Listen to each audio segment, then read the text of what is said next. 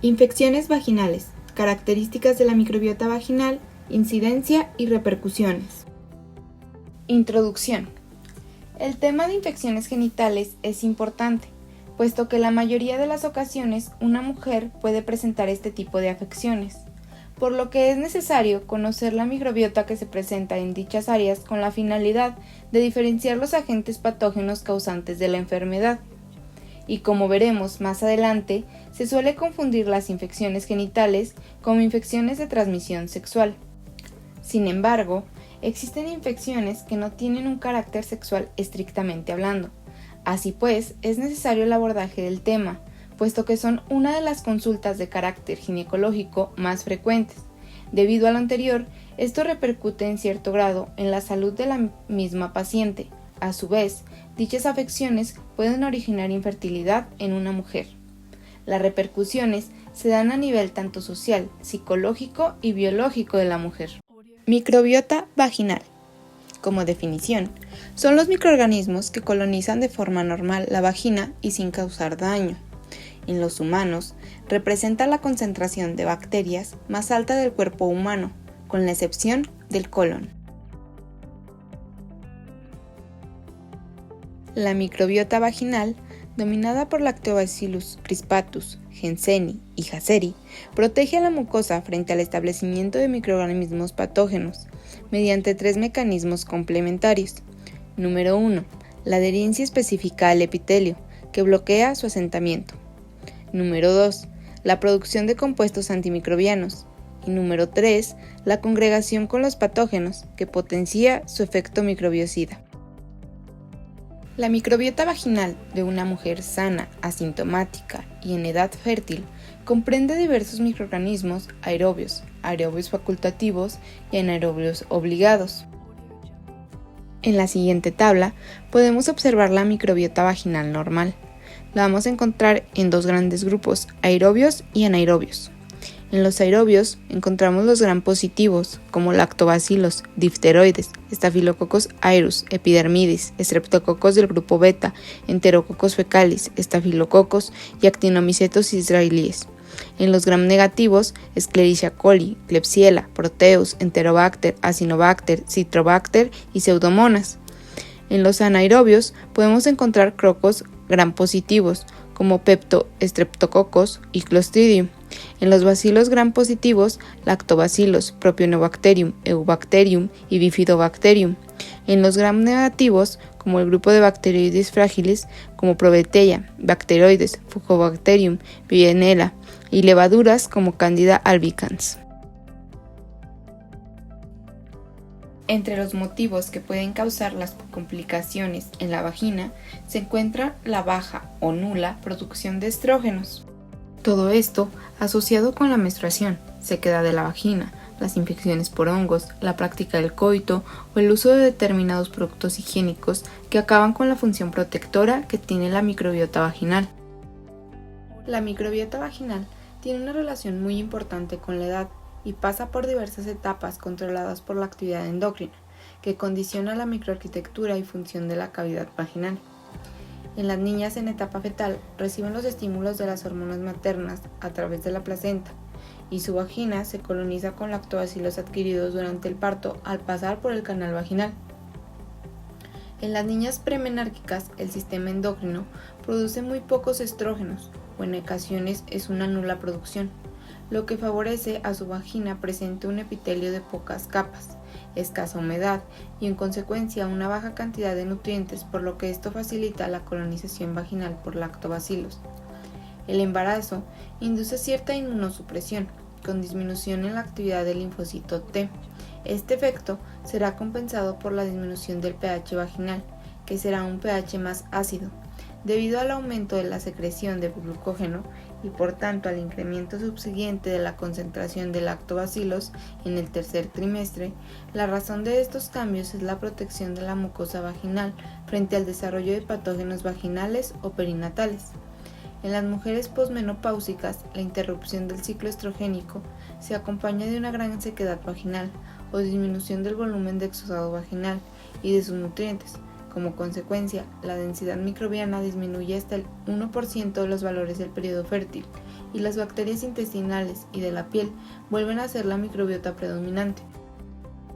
El principal agente de la microbiota de la vagina son los lactobacilos, y estos expresan 3 mecanismos de mutualismo en la mucosa vaginal. El primer mecanismo es la interferencia con la colonización de las mucosas. La colonización depende del reconocimiento específico entre moléculas superficiales del microorganismo, las adhesinas, y sus receptores y de la adaptación a las condiciones del ambiente, incluyendo la utilización eficaz de los nutrientes disponibles. La microbiota de ocupación lleva conviviendo y evolucionando con nosotros desde siempre, por lo que sus componentes presentan un altísimo grado de adaptación a las condiciones de las cavidades orgánicas. Muestra así una ventaja en la competencia con otros microorganismos. Esto explica que la colonización por patógenos solo ocurra cuando la microbiota autóctona ha disminuido. El segundo mecanismo es la producción de compuestos antimicrobianos. Los compuestos antimicrobianos sintetizados por los lactobacilos vaginales son 3 ácidos orgánicos. La producción de ácido láctico es el principal mecanismo de protección de la mucosa vaginal. Hace que el pH de la misma sea de 4 a 4.5 y da lugar a unas condiciones que resultan ser tóxicas para la mayoría de los patógenos. El peróxido de hidrógeno es un antiséptico que oxida la maquinaria celular de los microorganismos, anaerobios y la inactiva. A pesar del efecto tóxico, los lactobacilos vaginales aguantan concentraciones relativamente elevadas de la misma. Bacteriocinas son péptidos que matan a las bacterias porque abren poros en sus membranas que hacen que las células se vacíen e inhiben la formación de la pared que las envuelve. El tercer y último mecanismo es la coagregación con los patógenos potenciales. Esta cualidad es muy evidente en algunos lactobacilos vaginales respecto a diversos patógenos que comparten su hábitat, como Candida albicans. La trascendencia de este hecho es doble.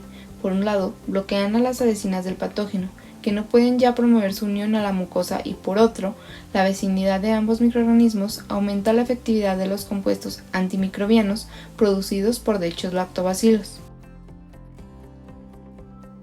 Enfermedades vaginales que no son estrictamente de transmisión sexual. Primero, tenemos que conocer la diferencia entre vaginosis y vaginitis.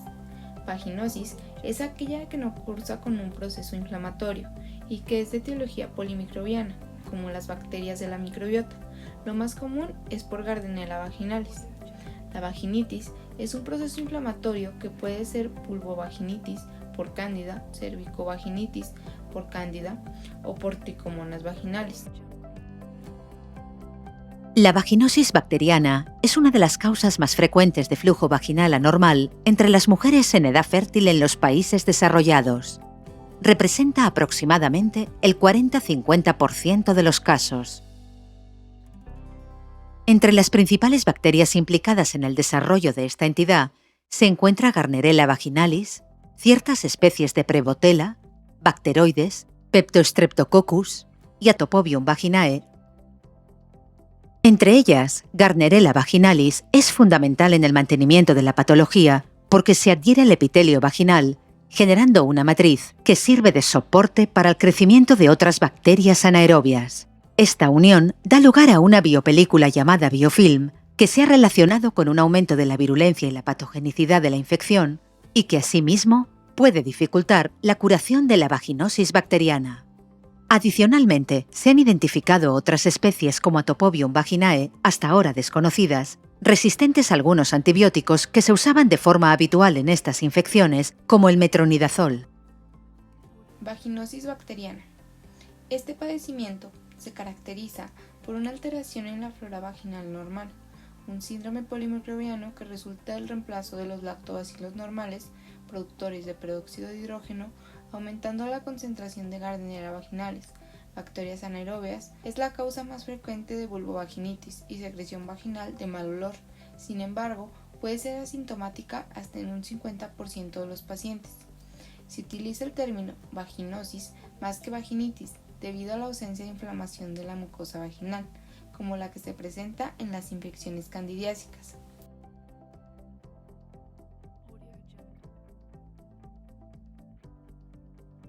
En México es la segunda causa de infección genital. Entre los factores de riesgo podemos encontrar sexo oral, duchas vaginales, raza negra, tabaquismo, actividad sexual durante la menstruación, dispositivo intrauterino, inicio de relaciones sexuales a edad temprana, parejas sexuales nuevas o múltiples y actividad sexual con otras mujeres. Fisiopatología. Se acepta que es un síndrome clínico resultante de la sustitución de la microbiota vaginal normal por elevadas concentraciones de bacterias anaeróbicas, tanto obligadas como facultativas. Disminuye la concentración de lactobacilos productores de peróxido de hidrógeno, por consiguiente el pH normal de la vagina se encuentra entre 3.5 a 4.5, excepto en el periodo menstrual. Esto permite que haya un balance adecuado de la biota existente, pues inhibe el desarrollo de bacterias catalasa negativas y hay un incremento excesivo de Gardnerella vaginalis. Aún se sigue discutiendo si la vaginosis bacteriana es una verdadera enfermedad de transmisión sexual, aunque las mujeres que no son sexualmente activas rara vez se ven afectadas. Cuadro clínico. La vaginosis bacteriana se presenta como un flujo vaginal homogéneo, blanco, a veces grisáceo, de olor a pescado, que es más notable después del coito no protegido debido al pH aumentado provocado por el eyaculado, y es consecuencia de la volatilización de ciertas aminas provenientes del metabolismo anaerobio. Nitrosaminas bacterianas. La fenilamina y metilamina pueden irritar la piel. La isobutilamina puede causar eritema y ampollas. La trimetrilamina es responsable en gran parte del olor a pescado. El mal olor del flujo vaginal se incrementa después de las relaciones sexuales. Esto se explica porque el flujo seminal contiene una amina denominada poliamino fosfato de espirmina, y durante el ciclo menstrual y después de la relación sexual puede haber variaciones de los signos y síntomas que la paciente presente. El olor se incrementa durante la menstruación. Diagnóstico. Se basa en la presencia de criterios clínicos, que son los criterios de Hansel, citomorfológicos, como la tinción de Gram, y en algunos casos incluso se requiere la confirmación mediante criterios bioquímicos. Para establecer el diagnóstico de vaginosis son requeridos 3 de los 4 criterios de Hansel. La primera característica de los criterios de Hansel es el flujo vaginal. Este tiene que ser filante, homogéneo, blanco, adherido a las paredes y uniforme. Un pH vaginal mayor a 4.5. Un peróxido de potasio al 10% nos va a identificar el olor a pescado. Las células clave o pista, al verlas al microscopio en 40X, tienen que ser mayor al 20%. Y el último son los criterios de Nugget, que es la tinción de Gram, que se tiene que hacer un recuento por campo de inmersión. El gol estándar para el diagnóstico es la tinción de Gram. Tiene un 97% de sensibilidad y 79% de especificidad. El cultivo de Gardnerella vaginalis no está recomendado por ser poco específico. Los criterios para efectuar el diagnóstico clínico con base en las manifestaciones que las pacientes presentan, como ya lo dije, son los criterios de Nugget, que se va a hacer el diagnóstico por medio de laboratorio. Aquí vamos a encontrar bacilos gram positivos tipo lactobacilos y se va a hacer un recuento por campo de inmersión. A esto se le va a dar un valor, igual con los bacilos gram negativos de Gardnerella vaginalis y bacteroides, al igual que bacilos gram variables curvos. El tratamiento de la vaginosis ha sido controversial debido a que los gérmenes implicados son parte integrante de la microbiota vaginal. Debe administrarse a pacientes sintomáticas y considerarse en pacientes asintomáticas. La administración intravaginal de clindamicina en preparaciones aceitosas reduce la efectividad de condones y diafragmas. En el caso de mujeres embarazadas, se recomienda metronidazol 250 mg por vía oral 3 veces al día por 7 días, o alternativamente, clindamicina oral 300 mg 2 veces al día por 7 días. No existe evidencia que sustente el uso de agentes tópicos durante el embarazo. ¿Qué no hacer cuando se tiene vaginosis bacteriana? Evitar las duchas vaginales, no usar jabón en la zona genital, no tener relaciones sexuales durante el tratamiento y el uso de condón por un mes. No se recomienda el uso de metronidazol 2 gramos en dosis única vía oral, dado que el porcentaje de curación no supera el 50%. La recurrencia de vaginosis bacteriana es frecuente, con más de 3 episodios en un año. Se recomienda el uso de metronidazol oral o vaginal por 10 días y luego 2 veces por semana asociado al uso de condón. No existe evidencia en adolescentes sobre el uso de lactobacilos como tratamiento o prevención de vaginosis bacteriana, no así en población adulta, en que escasos estudios han reportado algún beneficio. Complicaciones. Aumenta el riesgo de parto prematuro. No queda claro si el tratamiento con metronidazol en mujeres embarazadas asintomáticas reduce las tasas de parto prematuro y desenlaces desfavorables en el embarazo. En mujeres no embarazadas, la vaginosis bacteriana se asocia con celulitis del manguito vaginal posterior, a histerectomía, con infecciones posaborto y con enfermedad pélvica inflamatoria. Pronóstico. Las recurrencias son frecuentes. La proliferación de Candida albicans después del tratamiento antibiótico de la vaginosis bacteriana puede malinterpretarse como una recurrencia de la vaginosis bacteriana. Un tratamiento universal para la vulvovaginitis que utiliza una combinación de clotimazol más metronidazol en un solo óvulo vaginal ha demostrado ser eficaz. Su uso puede prevenir la proliferación de Cándida. Candidiasis vulvovaginal, causada principalmente por Candida albicans entre un 60 a 80% de los casos, y ocasionalmente por Candida gravata, hasta un 20%, y Candida tropicalis de un 6 a 23%. La candidiasis o candidiosis vulvovaginal ocupa entre el primero y segundo lugar de las causas más frecuentes de infección genital en el mundo. Cerca del 75% de las mujeres experimenta un episodio de candidiasis vulvovaginal durante su vida. Candida albicans, la más común de las especies de Cándida, provoca la vulvovaginitis sintomática en cerca del 90% de los casos de Candida albicans. Con frecuencia habita en la boca, garganta, intestino grueso y vagina.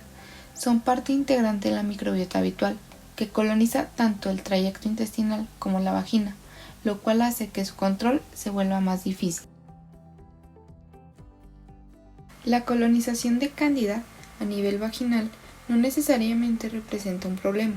Si en el examen en fresco encontramos más de 4 levaduras por campo observadas en el objetivo 40X, ya se considera enfermedad. Sin embargo, para que ésta se considere como un trastorno de salud, debemos tener en cuenta que hay factores de virulencia del germen y características del hospedero que influyen en la génesis de la enfermedad. Entre los factores predisponentes encontramos el embarazo, el debut de la actividad sexual, anticonceptivos orales de alta dosis, uso de esponjas espermicidas, antibióticos de amplio espectro, déficit metabólicos, inmunosupresión. La vamos a clasificar en dos: no complicada y complicada. La no complicada es esporádica o infrecuente, con síntomas leves o moderados, probablemente por Candida albicans, y en pacientes inmunocompetentes. La complicada se va a decir que es recurrente cuando se presenta 4 o más episodios en un año, al menos 3 de estos episodios no asociados al uso de antibióticos, con síntomas severos, no asociada a Candida albicans, con pacientes con diabetes mellitus mal controlada y pacientes inmunodeprimidas. Fisiopatología. Cándida se ha considerado un organismo comensal de la vagina. Los porcentajes de aislamiento en mujeres que no presentan signos ni síntomas de infección oscilan entre 17 y 75%, con bajas concentraciones de levaduras. La conversión de Cándida de comensal a patógeno es consecuencia directa de la combinación de factores inmunitarios dependientes del huésped y de la virulencia propia de Cándida. Factores de virulencia. Cándida obtiene acceso al lumen vaginal principalmente a partir de la región perianal adyacente. Los cambios en el ambiente local determinarán el inicio de la historia natural de la enfermedad. La colonización de la vagina requiere la adherencia de las levaduras a las células epiteliales por medio de manoproteínas, que son adhesinas. La infección es mediada por enzimas proteolíticas, fosfolipasas y aspartilproteinasas, que son sintetizadas a partir de los genes SAP1, SAP2 y SAP3, Cándida también produce gliotoxinas, que es una molécula que inhibe la actividad fagocítica de las células del sistema inmune innato. Factores inmunológicos. En el huésped, la defensa implica la presencia de células de Langerhans en el epitelio de la vulva y de la mucosa vaginal y cervical. Las células T, en su mayoría células CD8 positivas, se localizan en todo el tejido vulvovaginal y una porción significativa expresa perforina, proteína de unión citotóxica, ambas sugerientes de capacidad citolítica. Las células T CD4 positivas predominan en la submucosa vaginal, cervix y trompas de falopio. Después de la estimulación antigénica, células T y células B secretoras específicas de IgA migran a los tejidos mucosos en las regiones de la lámina propia del tracto genitourinario a través de la vía inmunológica común. Las CD4 cooperadoras en sus subtipos Th1 y Th2 secretan una serie de citocinas en respuesta al antígeno identificado. Las Th2 actúan directamente sobre las células B para inducir su diferenciación en células plasmáticas, productoras de IgA específica anticándida. Cuadro clínico. Los datos clínicos relevantes incluyen prurito, ardor, dispareunia, flujo transvaginal aumentado, que puede ser grumoso con aspecto de requesón. En el embarazo, fluido incrementado blanco lechoso, que inclusive por sus características es factible confundirlo con ruptura prematura de membranas durante el tercer trimestre de la gestación. Una afectación amplia de la piel adyacente a los labios puede sugerir una enfermedad sistémica subyacente. Los labios menores pueden presentar eritema y edema. A la exploración física del área genital, edema, eritema y huellas de rascado. En ocasiones, las lesiones se diseminan hacia el periné, hacia área perianal y zona inguinoplural. En la especuloscopía se aprecia inflamación con fluido vaginal adherente. A veces al retirar las placas se presenta un sangrado fino.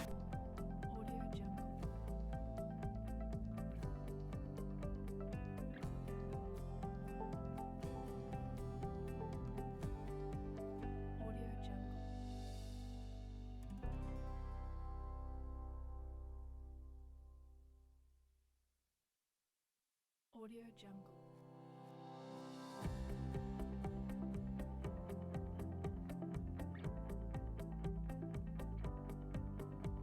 Audio Jungle. Audio Jungle.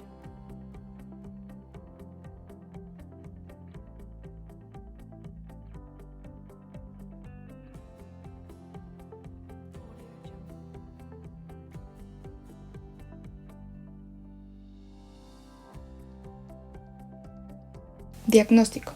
Es necesario completar la historia clínica y el examen ginecológico con pruebas de laboratorio, dada la baja sensibilidad de los síntomas y signos, evitando así subdiagnosticar la infección por tricomonas en la que los síntomas son similares. El examen en fresco, el cual se hace tomando una muestra al tercio medio de las paredes vaginales y se diluye en 1 mililitro de solución salina al 9% y posteriormente se observa un microscopio óptico a 40X y se observará la presencia de levaduras y pseudomicelos. El diagnóstico de certeza se realiza con cultivo positivo para cándida y o tinción de Gram, en la que se observen levaduras. Se basa en un pH vaginal normal, mayor o igual a 4.5 y la valoración microscópica de las secreciones vaginales, tanto con preparaciones con solución salina en fresco como mezcladas con la solución de hidróxido de potasio al 10%. La identificación de Candida albicans requiere la detección de formas filamentosas del microorganismo. El tratamiento lo vamos a dar conforme a la clasificación de no complicada, recurrente o severa. La no complicada se le va a administrar fluconazol en una única dosis o itraconazol en 2 dosis repetidas en un solo día. La recurrente se le va a dar un tratamiento de inducción con fluconazol oral 150 miligramos cada 72 horas, 3 dosis. Como alternativa, se puede utilizar itraconazol oral 200 miligramos cada 12 horas durante 3 días o un azol tópico como clotimazol 500 miligramos semanal durante 2 semanas. Y el tratamiento de mantenimiento es fluconazol oral 150 miligramos semanal por 6 meses. En la severa, se va a hacer un tratamiento tópico con azoles durante 7 a 14 días o un tratamiento oral con fluconazol, administrando una segunda dosis a las 72 horas de la primera. Cervicovaginitis de tipo mixta. Entre los conceptos más manejados en la actualidad tenemos las combinaciones de vaginosis con candidiasis vulvovaginal, o candidosis con tricomoniasis, o vaginosis con tricomoniasis, o tricomoniasis con clamidiasis, es decir, múltiples combinaciones, por ejemplo, candidiosis más vaginosis más tricomoniasis, pero la combinación más frecuente en el 79% de los casos es la candidiosis vulvovaginal con la vaginosis.